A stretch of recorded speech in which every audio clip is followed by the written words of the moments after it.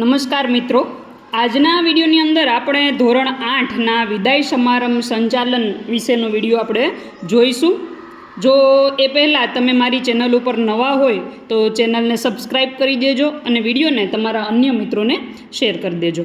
ચાલો આપણે કાર્યક્રમનું સંચાલન છે એ જોઈએ. સૌપ્રથમ આપણે કાર્યક્રમની શરૂઆત છે એ દીપ પ્રાગટ્ય દ્વારા આપણે તેની શરૂઆત કરીશું. જે સંચાલક હશે આવી રીતે બોલશે: નમસ્કાર, આજના આ રૂડા અવસરે ઉપસ્થિત સૌ વડીલો અને મિત્રોનું સ્વાગત છે. જ્ઞાનના આ મંદિરમાં આપણે વર્ષો વિતાવ્યા. આજે એ યાદોને વાગળવાનો દિવસ છે. તમસોમાં જ્યોતિગમયના મંત્રને આપણે વરીએ. તમસોમાં જ્યોતિગમયના મંત્રને આપણે વરીએ. અંધકારને હટાવી જ્ઞાનનો દીપક પ્રજ્વલિત કરીએ. તો મિત્રો, આપણે સાથે મળી અને દીપ પ્રાગટ્ય કરીશું. હવે તમારે દીપ પ્રાગટ્ય બાદ જે પ્રાર્થના નક્કી કરેલી હોય એ પ્રાર્થના કરવાની છે.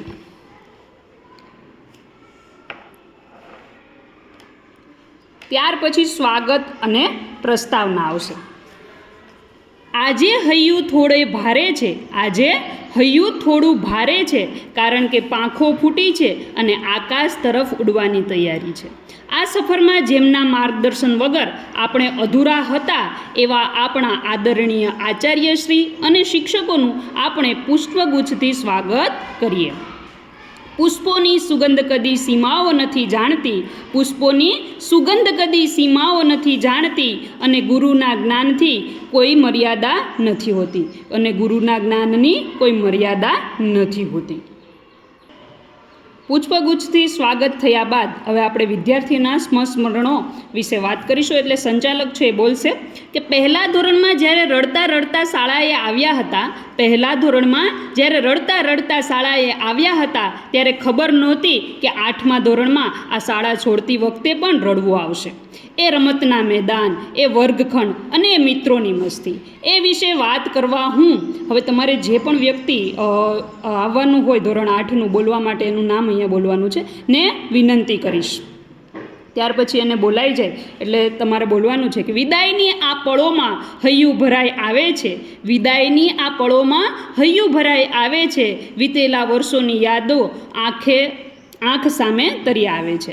વીતેલા વર્ષોની યાદો આંખ સામે તરી આવે છે. મિત્રો, આજે આપણી પાસે યાદોનો મોટો ખજાનો છે. મિત્રો, આજે આપણી પાસે યાદોનો મોટો ખજાનો છે. પહેલા ધોરણથી લઈને 8મા ધોરણ સુધીની આ સફર કેવી રહી તે વિશે વાત કરવા હું ધોરણ 8ના વિદ્યાર્થી ખાલી જગ્યાને આમંત્રિત કરું છું. તો આવી રીતે અન્ય વિદ્યાર્થીઓ જેટલા પણ તમારે હોય એને જે સ્મરણો વાગોળવા માટે આવવાના હોય એને એક પછી એકને આમંત્રિત કરવાના છે. ત્યાર પછી ગીત પ્રસ્તુતિ. વિદાયની આ ક્ષણ થોડી ગમગીન છે. વિદાયની આ ક્ષણ થોડી ગમગીન છે, પણ આપણી યાદો જીવંત છે.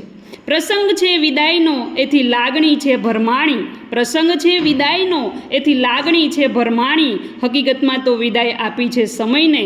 સંબંધો તો છે અને રહેશે. સંબંધો તો છે અને રહેશે, એ જ જીવનની કમાણી. તો ધોરણ 7ના નાના ભાઈ અને બે ભાઈઓ અને બહેનો પોતાના મોટા ભાઈ બહેન માટે એક સુંદર મજાનું ભાવુક વિદાય ગીત રજૂ કરશે. હું તેમને વિદાય ગીત રજૂ કરવા માટે અહીં આમંત્રિત કરું છું. ત્યાર પછી એનું વિદાય ગીત રજૂ થઈ જાય ત્યાર પછી આગળ આપણે શિક્ષકો માટે કૃતજ્ઞતા એટલે કે સંચાલક છે એ રજૂઆત કરશે કે માતા પિતા છે એ સંસ્કાર આપે છે, પણ શિક્ષક આપણને દુનિયામાં જીવતા શીખવે છે. માતા પિતા સંસ્કાર આપે છે, પણ શિક્ષક આપણને દુનિયામાં જીવતા શીખવે છે. સાહેબ, તમારો ઠપકો આપવાની રીત પાછળ પણ અમારો પ્રેમ જ છુપાયેલો હતો. ગુરુજી, તમારા ઉપકારનો બદલો કઈ રીતે વાળીએ? ગુરુજી, તમારા ઉપકારનો બદલો કઈ રીતે વાળીએ? લાખ કિંમતી હતો હીરો, લાખ કિંમતી હતો હીરો, પણ તેને પાલીશ તો તમે જ કરી છે. પોતાના ગુરુજનો પ્રત્યેનો ભાવ રજૂ કરવા માટે હું જે વ્યક્તિ હોય કે પોતાના તમે જેને આ બોલવા માટે જેનું નામ લેવાનું હોય એનું નામ અહીંયા તમારે લેવાનું છે કે પોતાના ગુરુજનો પ્રત્યેનો ભાવ રજૂ કરવા માટે હું ખાલી જગ્યાને આમંત્રિત કરું છું. ત્યાર પછી આવશે શિક્ષકો અથવા તો આચાર્યશ્રી દ્વારા આશીર્વચન. કે પાંખ મળી છે તો હવે આકાશ પણ મળશે, પાંખ મળી છે તો હવે આકાશ પણ મળશે, તમારા આશીર્વાદ હશે તો સાચો માર્ગ પણ મળશે, તમારા આશીર્વાદ હશે તો સાચો માર્ગ પણ મળશે. હું આપણા આચાર્ય સાહેબશ્રીને વિનંતી કરીશ કે અમને ભવિષ્યની સફર માટે આશીર્વાદ પાઠવે. માટીના પિંડને ઘાટ આપીને તમે મૂરત બનાવી, માટીના પિંડને ઘાટ આપીને તમે મૂરત બનાવી, અક્ષરના જ્ઞાનથી તમે અમારી દુનિયા સજાવી, અક્ષરના જ્ઞાનથી તમે અમારી દુનિયા સજાવી.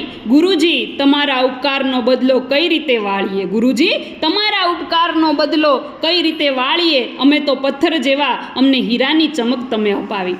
આવા અમારા વર્ગ શિક્ષક શ્રી, જે નામ હોય તમારે બોલવાનું છે, અને હું વિનંતી કરીશ કે તેઓ અમને આશીર્વચન આપશે અને ભવિષ્યની શુભકામનાઓ પાઠવશે. મોસમ છે ખુશીનો અને દિલમાં થોડી યાદ છે, મોસમ છે ખુશીનો અને દિલમાં થોડી યાદ છે, આ પળો કાલ માટે એક સુંદર ઇતિહાસ છે, આ પળો કાલ માટે એક સુંદર ઇતિહાસ છે. યાદો રૂપે કંઈક સાથે લઈ જઈએ, યાદો રૂપે કંઈક સાથે લઈ જઈએ, કંઈક શાળાને આપીને જઈએ, કંઈક શાળાને આપીને જઈએ. હું મારા વર્ગ મિત્રોને વિનંતી કરીશ કે સ્મૃતિ ચિહ્ન રૂપે શાળાના આચાર્યને ભેટ અર્પણ કરે. તો અહીં તમારે જે વિદ્યાર્થીઓ ધોરણ 8ના તમે ભેટ કંઈ લાવ્યા હોય શાળા માટે તો તે અર્પણ કરવાની છે. ત્યાર પછી અંતે આભાર વિધિ.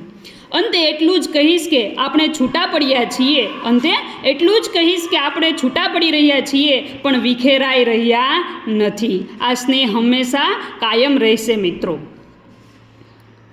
મળ્યા હતા અજાણ્યા થઈને, મળ્યા હતા અજાણ્યા થઈને આ શાળાના ચોકમાં, આ શાળાના ચોકમાં આજે વિખેરાઈ રહ્યા છીએ ભીની આંખો સાથે યાદોના જોખમાં.